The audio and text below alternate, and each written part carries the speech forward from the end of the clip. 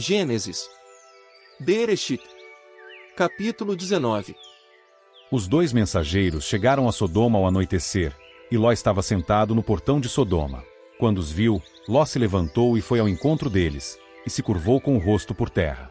E disse: Por favor, meus amos, venham para a casa do seu servo e passem a noite ali, e sejam lavados os seus pés. Então poderão se levantar cedo e seguir caminho. Eles responderam: Não, nós passaremos a noite na praça.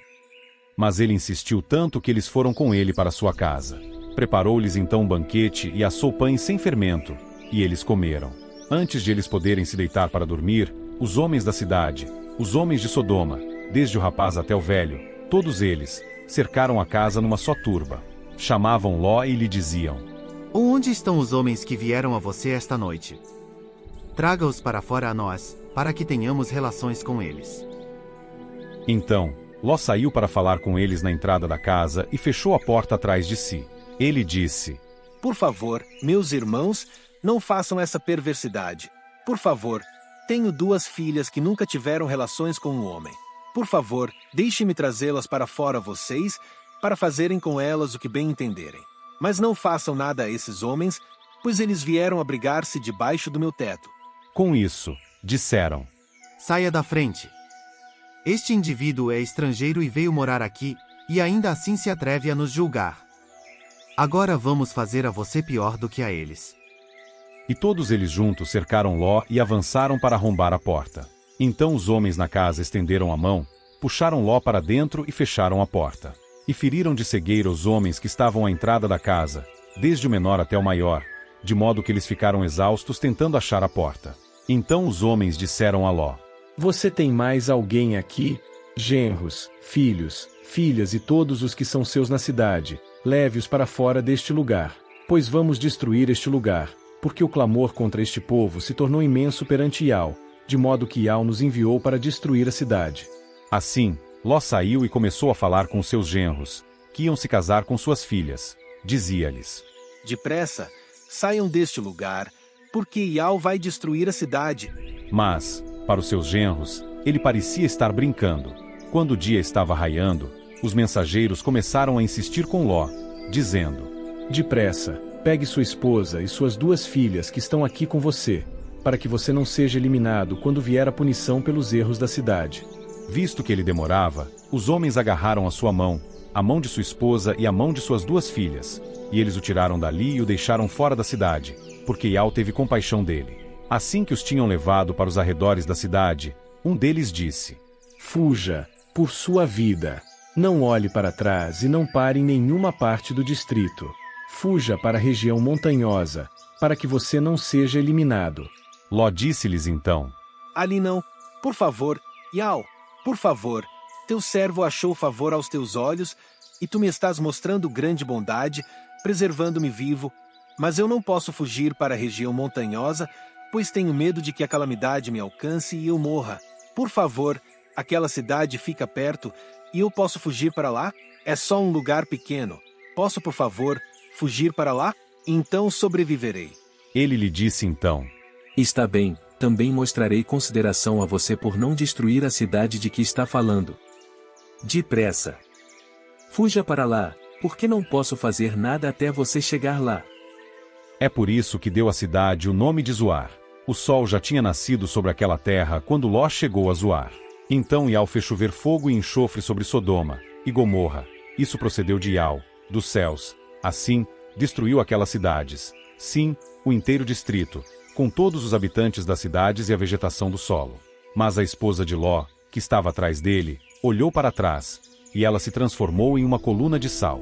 E Abraão se levantou de manhã cedo e foi para o lugar onde havia estado perante Iau. Quando ele olhou para baixo, para Sodoma e Gomorra, e para toda a terra do distrito, viu algo espantoso. Subia da terra uma fumaça densa, como a densa fumaça de uma fornalha. Assim, quando o Criador destruiu as cidades do distrito, o Criador se lembrou de Abraão e tirou Ló das cidades que ele destruiu, as cidades onde Ló morava. Mais tarde, Ló subiu de Zoar com suas 2 filhas e passou a morar na região montanhosa, porque ficou com medo de morar em Zoar. Assim, ele foi morar numa caverna com suas 2 filhas. E a primogênita disse à mais nova: Nosso pai é idoso, e não há homem nesta terra para ter relações conosco segundo o costume de toda a terra. Venha, vamos dar vinho ao nosso pai e vamos nos deitar com ele, e assim preservaremos a linhagem de nosso pai. Então, naquela noite elas embriagaram seu pai com vinho. Depois, a primogênita entrou e se deitou com seu pai, mas ele não percebeu nem quando ela se deitou nem quando se levantou. E no dia seguinte a primogênita disse à mais nova: Eu me deitei com meu pai ontem à noite. Vamos lhe dar vinho hoje à noite também. Depois entre e deite-se com ele, e assim preservaremos a linhagem de nosso pai. Assim, naquela noite embriagaram novamente seu pai com vinho. Então a mais nova foi se deitar com ele, mas ele não percebeu nem quando ela se deitou nem quando se levantou. E ambas as filhas de Ló ficaram grávidas de seu pai. A primogênita teve um filho e lhe deu o nome de Moabe. Ele é o pai dos atuais moabitas. A mais nova também teve um filho, e ela lhe deu o nome de Ben-Ami. Ele é o pai dos atuais amonitas. Gênesis. Bereshit. Capítulo 20. Abraão mudou então seu acampamento dali para a terra do Neguebe e passou a morar entre Cádiz e Sur. Enquanto estava morando em Gerar, Abraão repetiu o seguinte com respeito a Xara, sua esposa: Ela é minha irmã. Então Abimeleque, rei de Gerar, mandou buscar Xara e a tomou para si. Depois, o Criador veio a Abimeleque num sonho, durante a noite, e lhe disse: A bem dizer, você já está morto por causa da mulher que tomou, visto que ela é casada, pertence a outro homem. No entanto, Abimeleque não havia se aproximado dela. Disse, portanto: Ial, matarás uma nação que na verdade é inocente? Não me disse ele: Ela é minha irmã. E não me disse ela também: Ele é meu irmão? Fiz isso de coração honesto e com mãos inocentes. O verdadeiro Criador lhe disse então no sonho: Eu sei que você fez isso de coração honesto, é por isso que eu o refreei de pecar contra mim e não lhe permiti tocar nela. Agora, devolva ao homem a esposa dele, pois ele é profeta e fará súplicas por você, e você continuará vivo.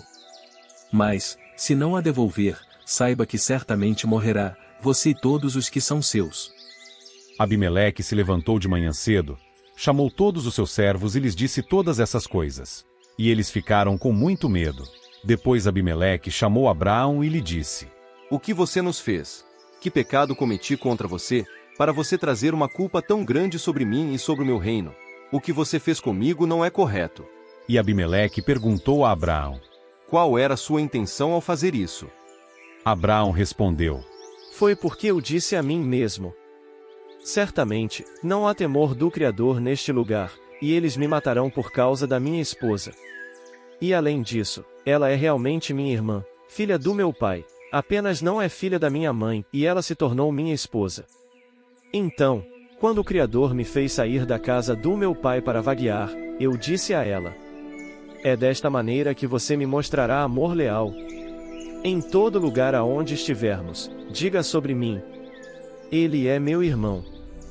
A seguir, Abimeleque pegou ovelhas, bois, servos e servas, e os deu a Abraão, e lhe devolveu Xara, sua esposa. Além disso, Abimeleque disse: A minha terra está à sua disposição, mora onde quiser. E a Xara ele disse: Estou dando 1000 peças de prata ao seu irmão. Isso é para mostrar que você é inocente, tanto aos que estão com você como a todos os outros, e você está livre de desonra. E Abraão começou a fazer súplicas ao verdadeiro Criador, e o Criador curou Abimeleque, sua esposa e suas servas, e elas começaram a ter filhos. Pois Ial havia tornado estéreis todas as mulheres da casa de Abimeleque por causa de Xara, esposa de Abraão.